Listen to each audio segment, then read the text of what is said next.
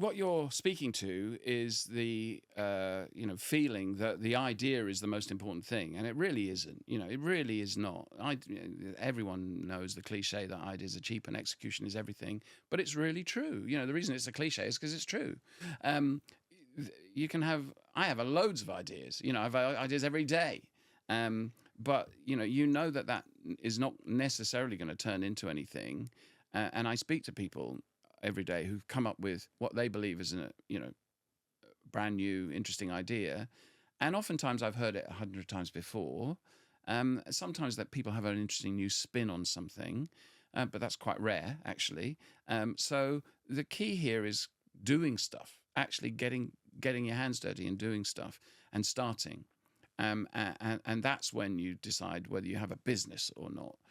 People think the idea is everything, and it's really not. It's how do you turn that germ of something into a sustainable opportunity that people will pay for.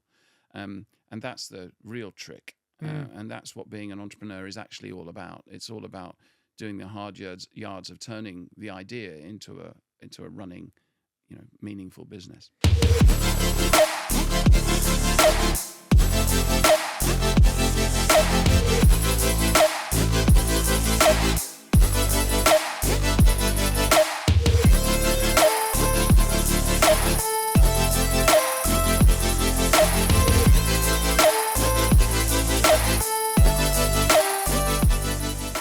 Andrew, welcome to the show. You are a serial entrepreneur. You led the sales efforts at Adeptra, which raised $40 million, sold for $135 million to FICO. After that, you advised the government into how to bring tech talent, tech businesses to the UK, being supportive for many years to the Prime Minister's office. After that, you had a number of other entrepreneurial efforts, including the bakery being a corporate-led accelerator, which recently you've stepped away from, but leading that for over a decade. Welcome to the show. Tell me in your own words what the bakery was. Thanks, James. Or is. It still is, and thanks for having me. I'm delighted to be here. So the bakery started off very much as that corporate accelerator kind of thing. It was at the time when accelerators were popping up all over the world, and particularly here in the UK back in 2012. And my co-founder and I, Tom, said we should start an accelerator. That would be fun. And I said, look, accelerators don't work. They've got a fundamental flaw. You raise a bunch of money at the beginning, and then not much happens, and it becomes hard to raise money afterwards for startups. So why don't we help startups in a different way? Why don't we help entrepreneurs find their very first client, their very first revenues? And so we started talking to big corporations and figuring out that they had big problems to solve, and we could help them solve those challenges by introducing them to really cool technologists and founders and startups from all over the world, and by introducing them to one another, benefit both of them. And that was the original concept of the bakery. That was Bakery Mark I, which was great. We were the first in the world to think about, how corporates and startups work together. And it became very successful, developed an amazing process for bringing corporates and startups together. And we did it all over the world. And then as corporates, grew in their innovation capability, we started to help them more by advising them around how they should think about corporate innovation generally, not just by working with startups, but also by building startups themselves and by investing in startups and thinking about innovation in a completely different way than they perhaps had done previously. And the bakery now is 120 people all over the world, 4 offices, in amazing places like Sao Paulo and Miami, Perth, Australia, and here in London, of course. And we've got some incredible people that help corporates and startups and innovations come to life. I'm so proud of what that company does. Yeah, you should be, and very impressive. I think, I'm not going to say this is the end game for every accelerator incubator. However, for most, I would say 90+% of them it is is to build those unicorns, to build those big businesses that truly are making change in their industry. The bakery has over 5 of those in its roster. Yeah.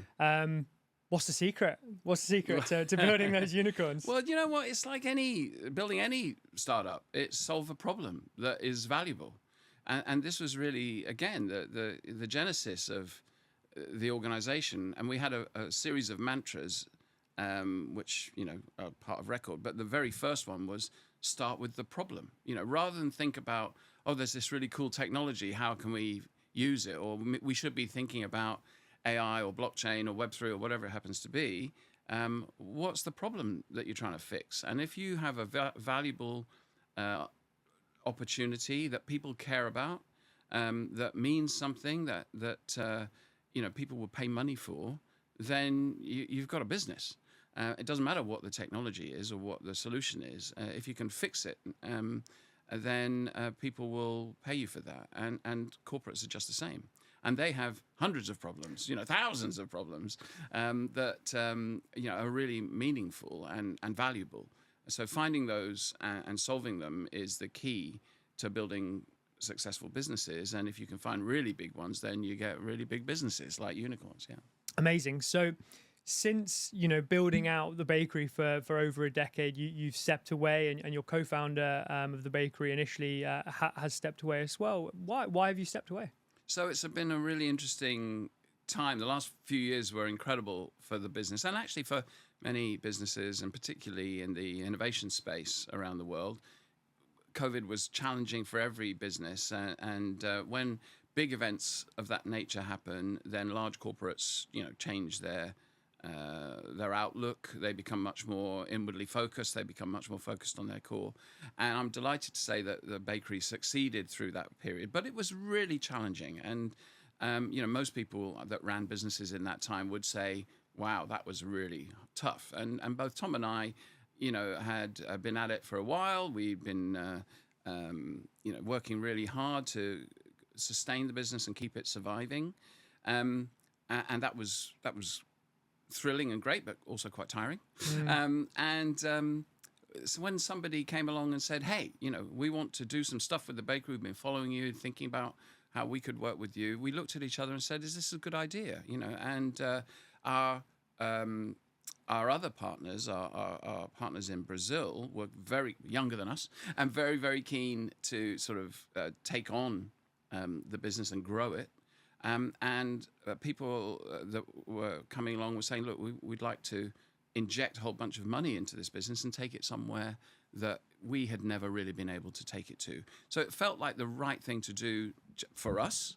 That was great to, have somebody that valued what we'd done and was interested in buying what we had created. But also they had the capability to take it to places that we couldn't. So from that perspective, it was really amazing. It was a real win-win.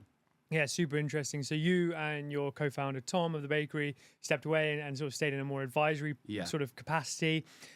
Finding a co-founder. Now, we've spoken before. You only have lovely things to say about Tom.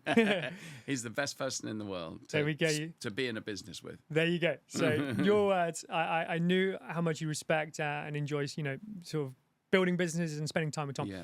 So it's not that easy. No. Not that easy finding a co-founder. And I'm not saying it was for you either, to find, they are a kind of unicorn in their own right, finding those really good people for you. And, different co-founders for different people, of course. What's your advice? You've had multiple co-founders. You've ran multiple businesses. Yeah. You've seen it as an employee. You've seen it from all different sides. And you've probably seen the good and the bad. What's your advice to finding a good founder? I say this a lot to people. I now teach entrepreneurship, and part of that is, how to find a co-founder. And I often say it's a bit like, how do you find your partner in life? That because you're going to be spending probably more time with this person than you are with your actual partner in life.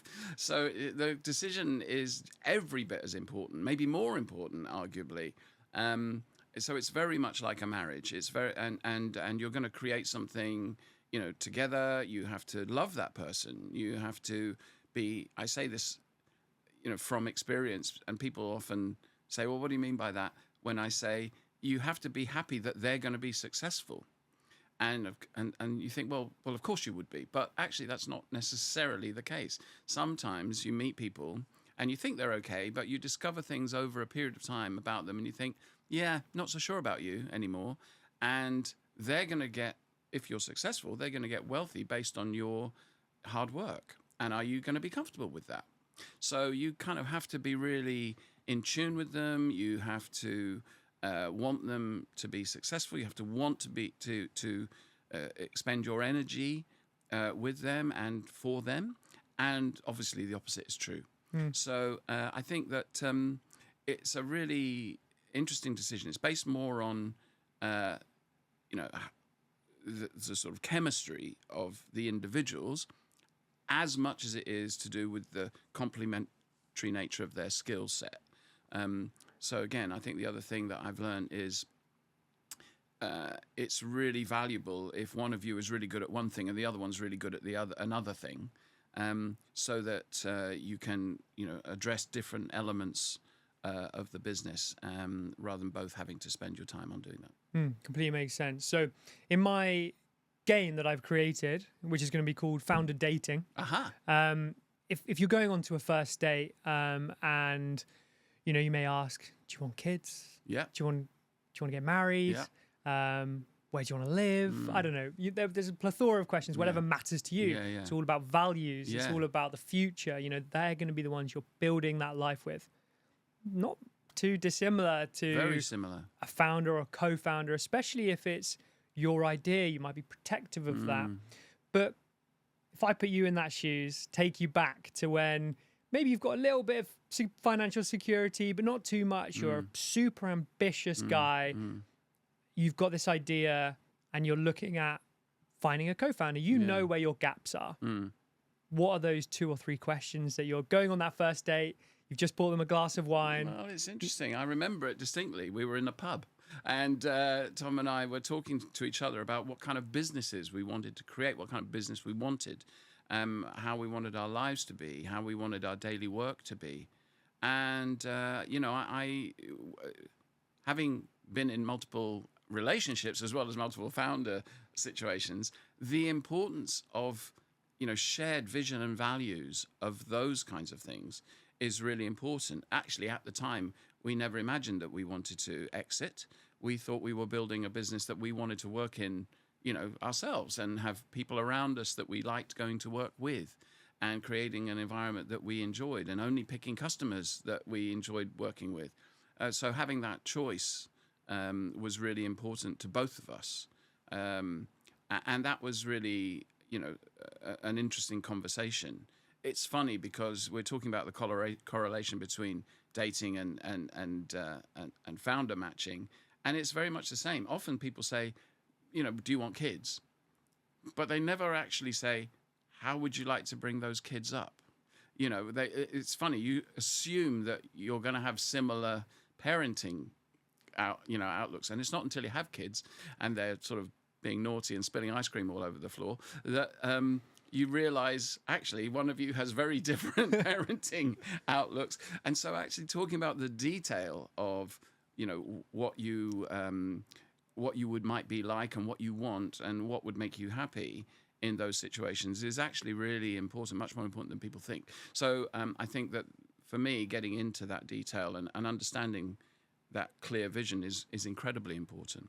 So interesting. So if I put you on the spot and say, you only get 3 questions. Speed dating. Oh, right, okay. Founder speed dating. Okay. From someone who has raised money, bootstrapped, sold businesses, had success. Yeah. What are your 3 questions that you would ask if I said, Andrew, right now, you're going into a room with someone you've never met? All right. What are your 3 questions? So, look, the first question is pretty easy. The first question is, why are we doing this? What do you want to achieve at the end? What is the, assuming it works and, it gets somewhere, wherever that might be, what would be the purpose of the outcome for you? And, what are you trying to achieve in not just monetary terms and work terms, but in your life? Do you want to buy something? Do you want to have time? Do you want to just build something that is going to make you the next billionaire? What is it that you're really looking to achieve? And that really needs to align. And if you don't align on that future vision of what it is that you're doing this for, then you don't really stand a chance. And often people haven't thought that through, interestingly, I find. So that's the first question. I think the second question is, how committed are you to this? Because if you're not all in, then it's not going to work, and B, we're going to have disagreements, along the way, because one of us is going to give more than the other. And I think, let's think about the third question. I suppose the third question is something along the lines of, how are we going to work together? Who is going to be the boss? How are we going to make decisions? How are we going to, and again, because there's going to be conflict, there's going to be disagreement, there's going to be, good times and bad. And I find that those kinds of disagreements happen in two situations. One, when things are going badly and you've got no money. And two, when things are going great. So, you're about to be invested in, or, you just closed a massive client, or there's a load of money sitting in the bank and you're trying to figure out whether to buy Bitcoin or buy a house, or a building. And, how are we going to make those kinds of decisions? What's the decision-making process? And who is not the boss, but how are we going to, how are we going to steer this ship? It's really interesting because people have a lot of discussions about titles like CEO and COO and head of sales and all those kinds of things. And none of that matters. But what does matter is how, as a pair of founders or group of founders, you make decisions when there is disagreement. Got you. Completely makes sense. This episode is sponsored by Opus. Opus brings entrepreneurs together to create opportunity through power of connection. Opus is a curated community for business builders who understand that relationships are the backbone of business and success. If you are an entrepreneur, founder, business builder, laser focused on a mission, Opus could be for you too. To find out more, go to joinopus.org. Now back to the show. Awesome. So let's talk about fundraising. So fundraising is a very interesting topic. Some don't need it. Some need it. If I said to you right now that I need funding to start my business, what's your opinion on that? So, some people do need funding to start their business. If they're having to build something expensive or, whatever it happens to be, then, there may be interesting reasons or valid reasons for having money to build something. But generally, I would say you shouldn't need money to start your business. You might need money to grow your business and scale your business, but that's a different thing. And what you really need to figure out is if you have a business first, and then scale it. Then I often describe a sausage machine, and the entrepreneur's job, the founder's job particularly, is to build a sausage machine that turns out sausages that people want. And the trick of the sausage machine is, how the cogs align inside and where the ingredients go and what the ingredients are, and how when they turn around it pops out a sausage that somebody will pay money for. And then you shouldn't need much money to build the machine, but then once you've built it and it's popping out sausages occasionally that people are buying, what you need is money to turn the handle faster. And that's the key to it. And if you can buy money, or pay money to turn the handle faster, and more sausages come out, more and more ingredients go in, then that's a great reason for money. Yeah. So, but actually designing it and figuring out how it works and, what the bits and pieces do and how they line up, you shouldn't need loads of money for that. So I guess that's my analogy. And I'd be curious as to why you actually needed all that money to build a business in the first place.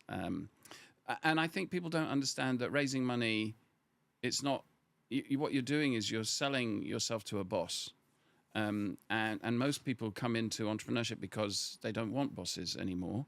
But the minute you raise money, you're beholden to somebody who, is going to want their return, quite understandably. And that's a fair trade if you're happy to do that. But you have to be really careful about doing that and understand why you're doing it. Yeah, exactly. So on the other side of it, when you do have loads of money to spend, Right. Yeah. you once upon a time was involved with one of the largest fundraising rounds in Europe. Yeah.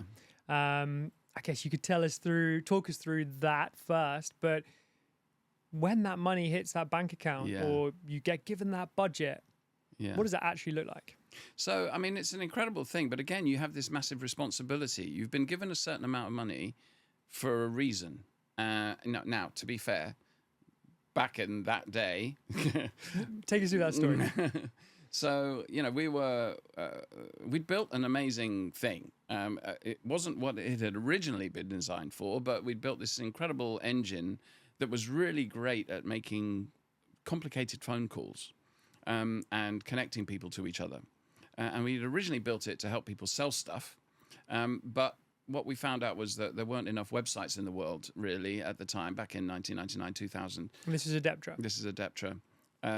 To really justify, at that time, this engine this amazing engine that had been created. But we did find an issue that existed in the banking sector where people needed to call people to figure out if there'd been fraud on their credit or debit cards. And of course, now we all get text messages, but back in the day, that was kind of pre-text. And so it was a phone call, and they had rows of people calling people, trying to figure out if, somebody had stolen money from their credit card. Most of the time that hadn't happened. So it was something called a false positive. And people were frustrated that they were getting phone calls and frustrated that their card didn't work. And that was bad for the bank.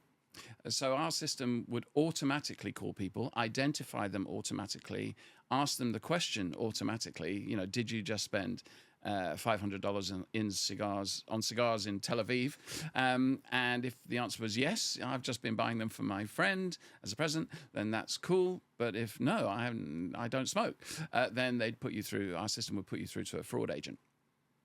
So, we had found this problem that was hugely valuable in the banking sector, and it was also used for other things, credit control and so on. And at that point, what we really needed was funds to enable us to sell to more banks. We had sold to 2 or 3. And what we really need to sell to more banks in the US, particularly, where, this is a massive issue. We were a British business, and we needed to become an American business. I spent 2 years in the United States building the organization and the sales organization over there, and figuring out how this would work, for big companies like Fleet Bank and all of these kinds of big American organizations, and building a sales team and a marketing team to do that. So, we'd been given this money to build out that, both the marketing engine and the sales engine, but also to build out the product, because whilst it was great, it could always do with improvement. It needed to integrate into the banking systems. This was at a time when you needed big data centers and Oracle systems and all sorts of things. That was $1 million a year for the Oracle license. So, the world was different then. Now you could probably build it on AWS for, £2.50. So it was a very different time, and allocating that money and recruiting the people and finding amazing people, was what we needed the money for. Super interesting. So money got raised, business got expanded, business went and exited. Yeah. So I assume you made lots of money. No, didn't make loads of money, and Andrew can go off into the sunset. Sadly, that wasn't the case. And of course, the problem with raising millions of dollars, especially $40 million on a business that really wasn't turning over a huge amount, is you give away quite a lot of equity. And you hope to sell the business for many hundreds of millions of dollars. But that often doesn't happen. Sometimes it does. But more often, if you're lucky, you kind of break even, or the investors get their money back, or they get their money back and a bit more. And that's a positive. And sometimes that takes some years to happen.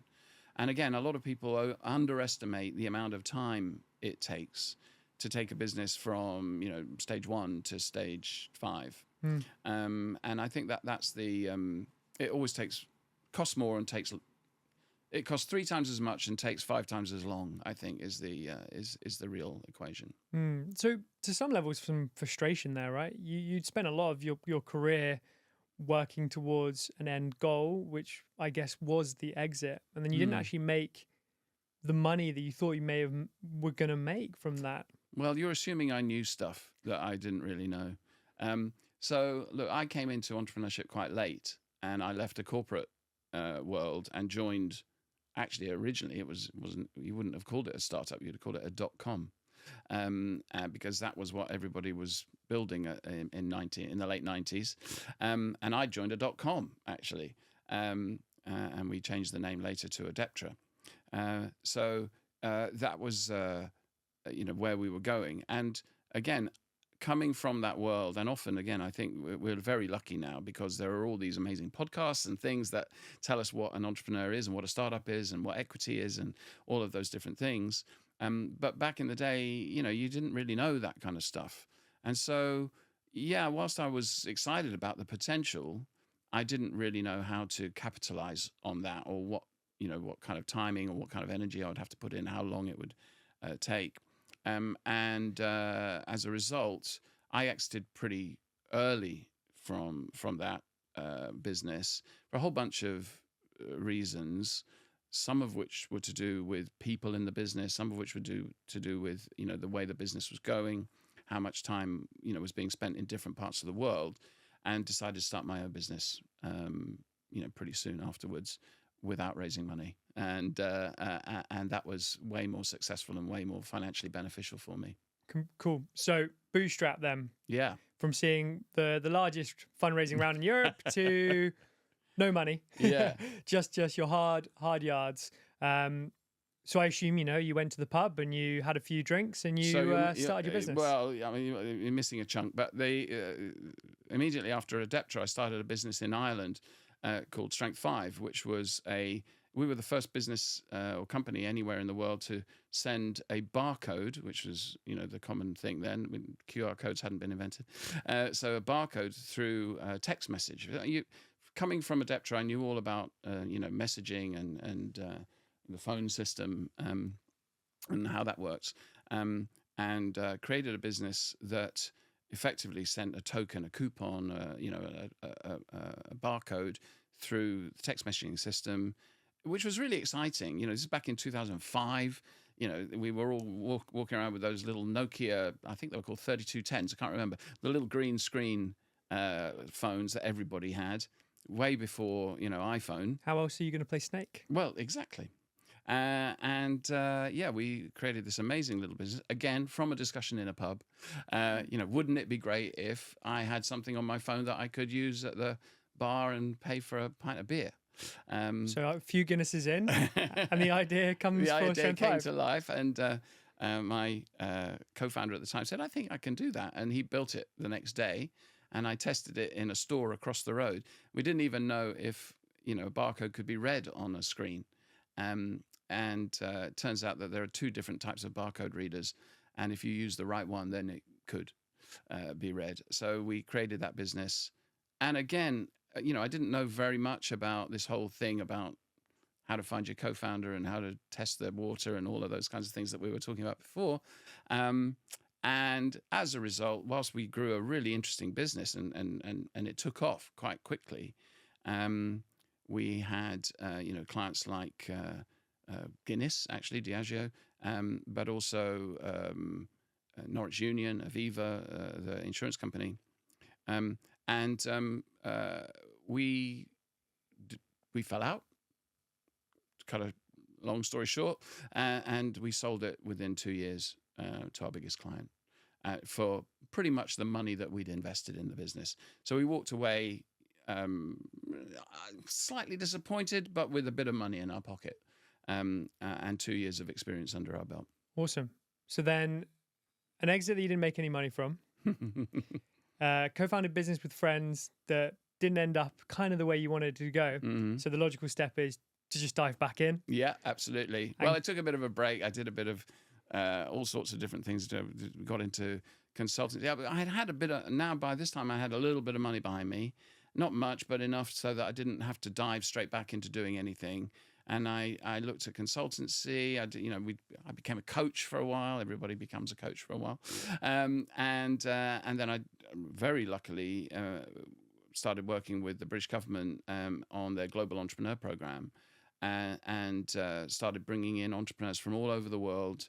It was 2012. It was the London Olympics. London was the center of the universe for a startup environment, and we spent a lot of time at the government trying to figure out how to bring the best entrepreneurs into this growing cluster, particularly here in London, in Tech City, as it was then.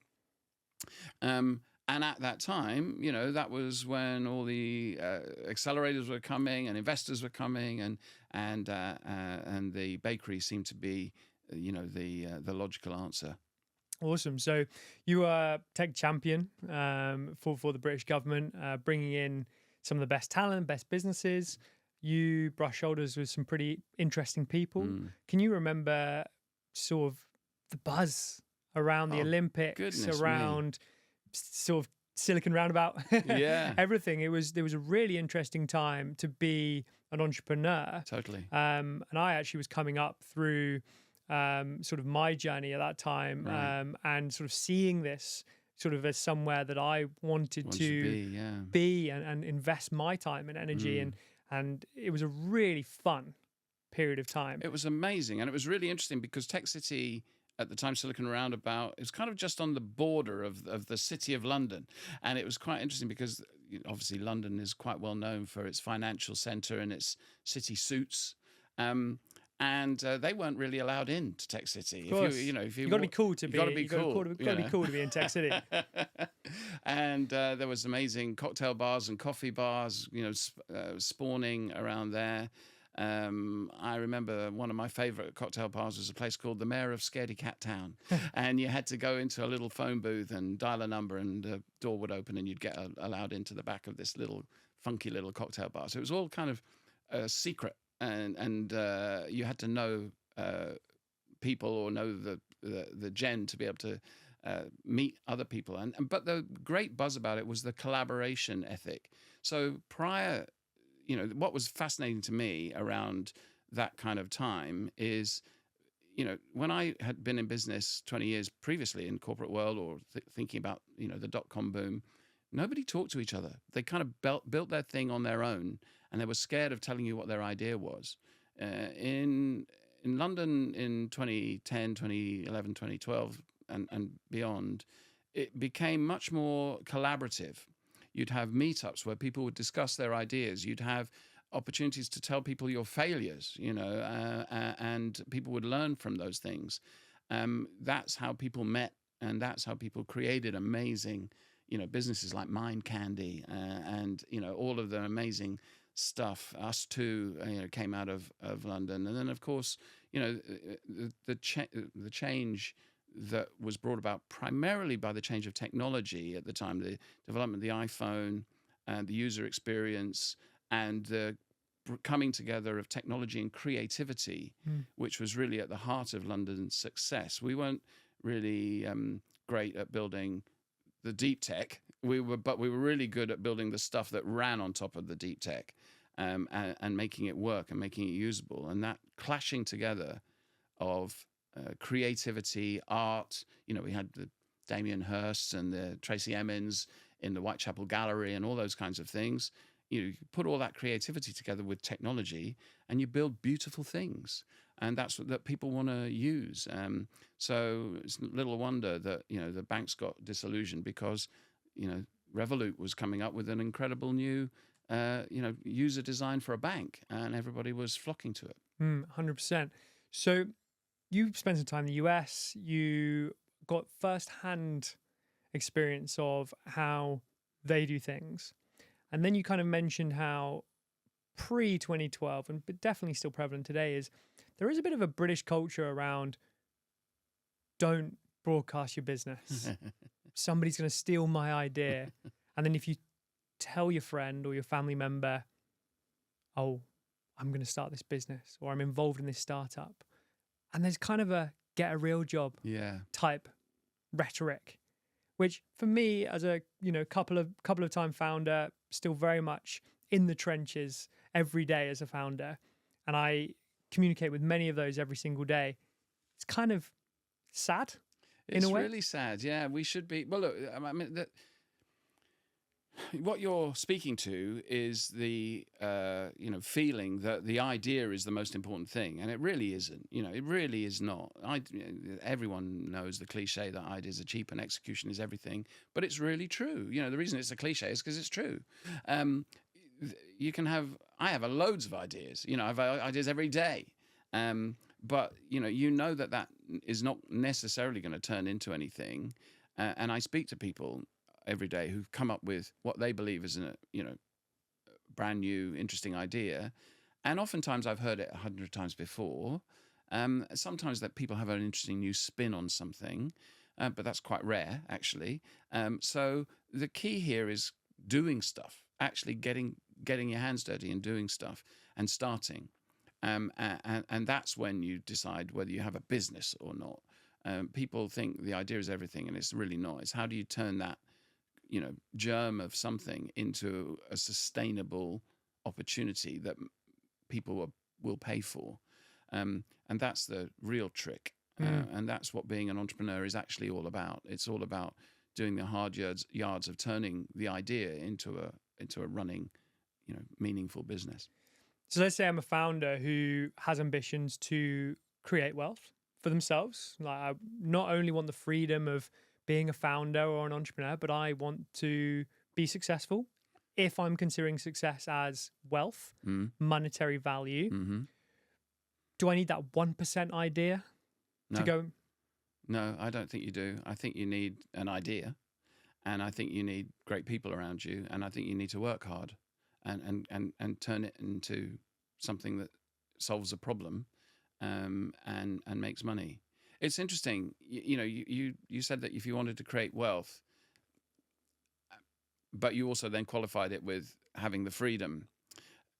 If I'm really honest, the better chance of you achieving those goals would be to go and get a job. Go and get a job because you're a smart person, you'll get a reasonably well-paid job and play the game of having a job and save all your money. Don't spend it on Porsches and stuff until you've saved it. And take the weekends and the time off and use that for your freedom. Because there's much more chance, actually, percentage-wise, of you collating more money doing that than investing your time in a business. Because you won't be able to pay yourself very well while you're doing it, likelihood. There's a high risk that it will fail. Everyone knows that. If it is successful, you'll be working really, really hard for a long time, much longer than you imagine. And if you are comfortable with that and you're prepared, A, for that risk and B, for that trade of time and energy, and all of that energy that you're not going to be able to devote to your relationships, your friends, your children, whatever else it is that are important to you in that, let's say, 10-year period of time, between your 30s and your 40s, let's say, depending on how old you are when you start, then you shouldn't do it. There needs to be a more compelling reason than just accumulating wealth. So I think it's really important that you know why you're doing it, because the chances of you accumulating wealth through that approach are low. So my advice to people is do it, but know why you're doing it. Not just accumulating wealth, but because A, you want the freedom, you want to build something, you want to make a difference, you want to be proud of what you've achieved or what you've built. You want somebody to be proud of you. You want to, whatever it is that is meaningful to you, and then it's worth it. Otherwise, you'll give up. I completely agree. Completely agree. So one thing I want to pick up on there, you mentioned people around you. Very important. Most people, I don't want to say everyone, but most people can't do it on their own. Yeah. And most people have other people in their lives that they want to spend time with. How do you, when you are initially starting as a founder, get the best people around you? So, I think it's it's tempting, isn't it, to look at the people that you already know and think, well, they'd be okay. That would work. And that it might be okay. But again, the chances, if you think about the opportunity cost and the risk, the chances of that being the case is probably unlikely. So the answer is you have to get out of your zone, out of your comfort zone, out of your house, into other places, go and meet people and go and find places where the people that you're looking for, you need to sort of identify the kind of talent or skill set that you're lacking, and go and identify those places where those people hang out and go and put yourself in those uncomfortable positions where you're talking to them, because they're different to you, right? They're odd. They don't speak the same language as you. Sometimes people who are, for example, commercial like me, need to go and meet technical people, and we think in different ways. We play different games. We hang out in different places. But you need to be able to go out and find those people and talk to them and understand what their dreams and aspirations are.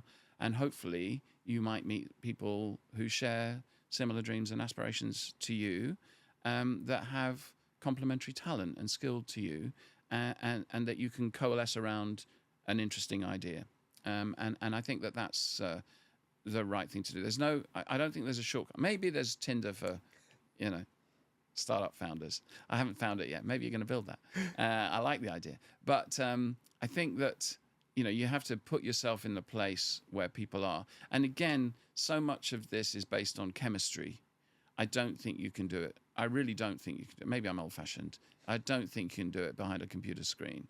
I think you have to go and meet people face to face, look them in the eye, and talk about the real things, talk about authentic meaning, because that's how businesses are built.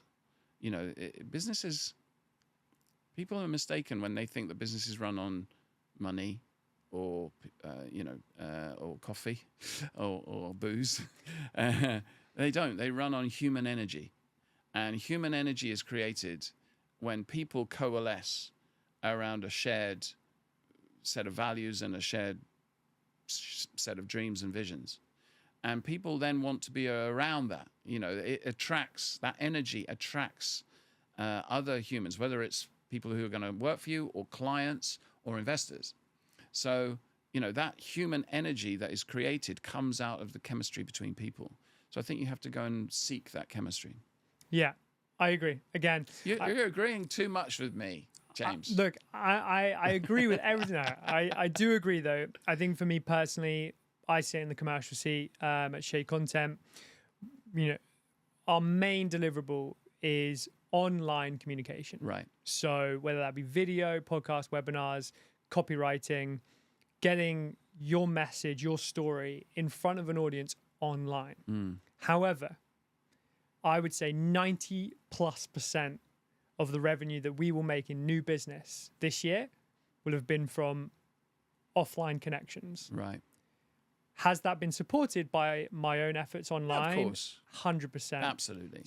Keeps me in front of mind. Yeah. And every single client that we talk to is we're saying we're not just pushing message out there, we are trying to drive opportunities to you, to your pipeline.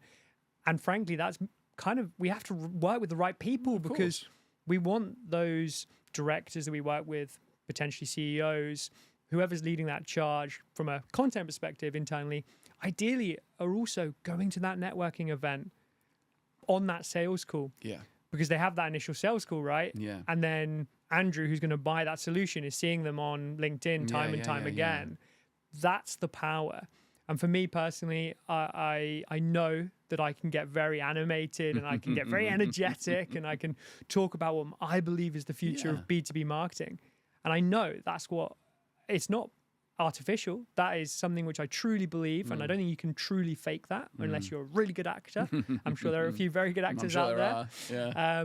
But for me, that energy I know encapsulates business. Yeah. And I completely agree. And I think that's everything from team right the way through to acquisition. Yeah, I couldn't agree more. I think, Stop agreeing with me. So, I think you're absolutely right in that the online element or the digital element has to be there, but it supports all of the stuff that has been created in the offline world. And I think that's, I still think that that's true. It may change in the future. Who knows? It may change in the future. But for right now, that's definitely the most important thing. And so I think that's true whether you're looking for a co-founder, looking for an employee, looking for a customer. It's kind of go where they are and be authentic in front of them. For sure. So let's talk about authentic relationships. Okay. Out of the business. Yeah. So your wife, it's hard. It's hard having an actual relationship, let alone a marriage in the business, but a marriage out of the business, or proper marriage, if you want to call it, the authentic version. Yeah. How do you make that work when you are putting in those hours, or just not even necessarily the man or woman hours? I'm talking about just the mental capacity when you may have shut the laptop at 5 p.m. May not even work that day, but you're still worrying. Yeah, it's always there, isn't it? When you run a business, your business is always in your head. And I think that it's very, very difficult, to maintain a relationship, to be a father or parent, and in the way that you would probably want to be when, a big chunk of your headspace is taken up with cash flow and payroll coming up, and when's the next client coming on, and is the investor going to close this year, or whatever it happens to be. And I think that is really, really challenging, and often people don't understand the pressure that founders and entrepreneurs are under. And I think often employees don't understand. They believe the founder has got everything, they don't do any work, and they're never around, and whatever it is, and they never tell us anything. And I think that they don't really understand the real pressure that a group of founders might be under to keep the business going, to grow, to achieve their goals, and to create and deliver employment for people. It's a real challenge, and I think that maintaining a healthy set of relationships in your personal life can be really, really challenging. I guess I'm lucky in that when I got into for example, the bakery, my own children were more grown up, and I wasn't having to be a day-to-day parent to them. My wife had the same situation, so we were really just looking after each other. And we're adults, we can look after ourselves. So, but when we did come together, that was really cool. But it was very worrying. It's also very worrying, can be very worrying for a partner to see their founder partner to going through all sorts of challenges and issues and stresses. And then when that's compounded by, I don't know, health issues or monetary issues, or parents, having struggles or being ill, or whatever it happens to be, which happens to everybody, then it can get worse. So again, I think that people don't really, being a founder and being an entrepreneur is, I think, the best thing in the world. If you can do it, you should do it, because you owe it to the world to create wealth. And it's entrepreneurs and founders that build the world that we're in. And I think it's really, really important. However, people don't really understand the cost that taking on that career path means. And sometimes it's too late because you're already in it. And maybe you figure out then whether you're cut out for it or not. And of course, we have to be super cognizant of founder burnout and mental health issues that can be really dangerous for people when they're put under that kind of pressure. It's really, really challenging. Yeah, I think burnout's a really interesting one, especially when you are a small team. I mean, of course, that transcends to if you're a large team too, of course. But especially when you are not in a position to rely on maybe a senior leadership team or just staff in general. Have you experienced burnout? If so, if not, what's your advice there? Because I think, you get these founders who come in and they go, building this thing, I'm not going to take any holidays, I'm not going to pay myself, it's part of the cause. And actually, big one for me is pay yourself well. Yeah. If you can, do it. Because yes, I appreciate you want to do a rainy day fund and et cetera, but if you're stressed about paying your rent or paying for food or Yeah, living your yeah, life. Yeah, totally. Frankly, for me, you're not going to get the best out of me. Whilst if you, I'm not saying necessarily pay me market rate or pay yourself market rate, but pay yourself as much as you can. I couldn't agree more. I definitely think when you can, you should pay yourself what you can afford. And sometimes the business, can't afford to. It certainly can't afford to pay market rate. To be honest, if every founder was paid market rate, they'd be paid way too much. And those people, every founder should be able to go and get a really well paid job, $500,000+ job. Because otherwise they wouldn't be any good as a founder, right? So I think that's the interesting type dilemma that founders have. They often think, well, I could go and get better paid elsewhere, and of course you could, you should, and so therefore you should pay yourself at least what the business can afford, and to take away at least that some level of financial stress. It'll never be what you're worth, and the reason for that is because you're going to benefit, hopefully, if all goes well in the long term, and you're taking that risk. That's the gamble that you make. At the end of the day, all of this is a gamble. It's a gamble when you go and work for somebody else, because you don't know whether that job's going to turn out right or not, but at least you can just go and get another job, right? And you are betting your hours for a salary, and you feel that that's a good bet, right? It's more evens. If you go and become an entrepreneur, you're putting all of your money on 36, right, at the roulette table, and you're hoping that at some point it'll come in big, and that is a gamble that you're prepared to take. But the cost of the gamble is all of your time and your energy and your hours and your stress. So this is and life is a gamble. It is very much. I don't bet, actually, interestingly. But a lot of founders don't. But that's what they're doing every day. It's fascinating. Don't need to gamble. I'm gambling literally every minute of the day when I'm in the business. Totally. So let's take you. I'm going to paint this picture. So we're going to go back to the day before the bakery was even an idea for you. Okay. I'm going to give you a little bit of financial security, but I'm going to give you all the knowledge that you've got today from the bakery, all the businesses, the plethora of businesses, industries, sectors that's gone through the bakery. What is the industry, sector, even business that you would build today? What are you most interested by? So, look, I have become really interested in what it takes to be an entrepreneur and how entrepreneurs are created, or how they become entrepreneurs. And I think there's a gap in the market, and I think that it's really interesting to me that there's more support now for entrepreneurs than there perhaps has ever been at any time, certainly in my life. And there are incubators and accelerators and co-working spaces and grants and goodness knows what, all sorts of stuff. And there are even obviously university courses, and you can go and learn how to be an entrepreneur. But I'm not sure that's enough.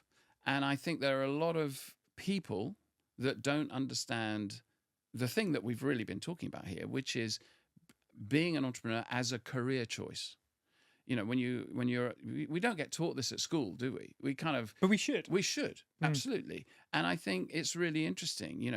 The world, particularly in this country and in many other countries, is you go to school, you get qualified, you take your GCSEs and you go and get a job. Stepping stones. Right. GCSEs, A-levels, university degree, piece of paper, good job. Go and get a job at a bank or Ernst & Young or whoever it happens to be. And that's your life, right? And I think that nowadays, obviously, people are becoming more aware that being an entrepreneur is a potential career choice.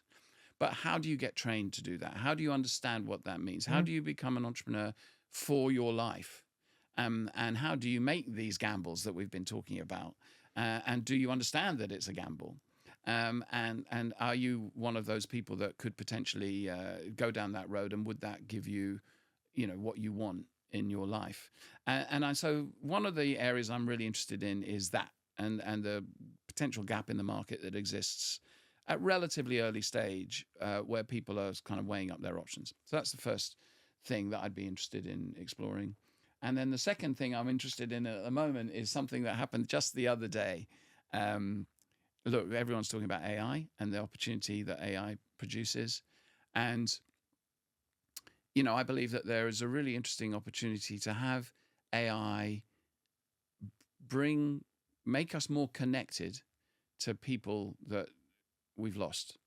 And I think there's a really interesting opportunity, if the data exists, to be able to potentially train AI or an AI to give you advice like your grandmother would, or help you to cook like your mother might, or whatever it happened to be when those people perhaps aren't around in the future.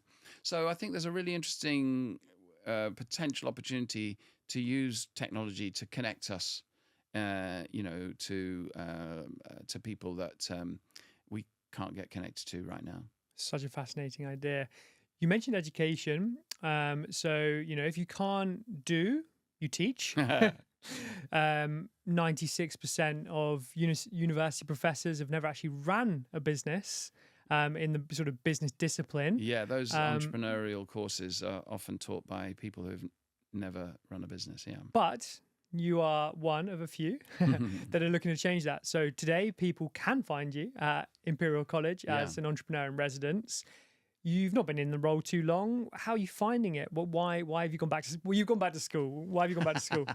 Well, I say gone back to school. I never went to university, so it's a bit of an alien environment for me. I dropped out of school, and became a salesperson, and probably the best thing that happened to me. And but yeah, I find it really interesting because the values that exist in university are very different to the values I think that exist in the real world, as I call it. But they're equally valid, I mean, obviously it's a seat of learning. People are learning and they're studying the processes of how to be entrepreneurial. All I'm trying to do is make it a bit more practical, make it a bit more applied. And rather than bringing people through a process that teaches them the basic fundamentals and theories, I'm also taking that and I'm adding on the applied element to it and actually creating businesses. So, that's really exciting for me to be able to do that, because some of the people that come to Imperial particularly, but lots of universities around the UK, are some of the best people in the world, and they should be encouraged and supported to create businesses both in their home countries, but preferably here, and create wealth for themselves and achieve their dreams and add value to the UK ecosystem. And if we can encourage that, then I think we should. So I'm really proud to be able to say that I'm hopefully, in my own little way, supporting the future of the entrepreneurial ecosystem here in the UK. Awesome. So if there's any students out there that are looking to get hands-on and get some practical advice from you, they can go there. You mentioned, there that you're educating, you're growing talent. Quite literally, you are helping empower individuals of different ages, different demographics, everything. From your experience, from your knowledge, do you think it's more important to have talent or luck as a founder? I think they're both very important. My wife will tell you that I don't believe in luck. I think luck exists around us all the time in equal amounts, good and bad. And we have good things that happen to us and bad things that happen to us, and we sometimes ascribe them to luck. I think it's just stuff that happens. And therefore, the ability to recognize what the world provides and to take advantage of that is probably the most important human skill or talent. I don't think it's so much about actual talent. I think it's about learning to use what you have and to be the real, as much as possible, the real you, and to put that out into the world and then do what you can with that. And that takes bravery. It takes the ability to be knocked back. It takes, the ability to cope with and deal with rejection. And it takes persistence, grit. People talk about, entrepreneurial grit. Tom, my co-founder, would often say, one of his favorite sayings, and I completely ascribe to it, is 90% of success is turning up. So the more you can turn up, the more regularly you can turn up. And what I mean by that is turning up and being there, being present, being alive, being real with people, and just turning up every day and doing it, you'll find that you have more luck. Yeah. Good luck. Yeah, good luck, hopefully. Good luck, hopefully. And I love that quote from Tom. That's really cool. Andrew, you have been my everyday founder. Thank you so much. Thank you, James.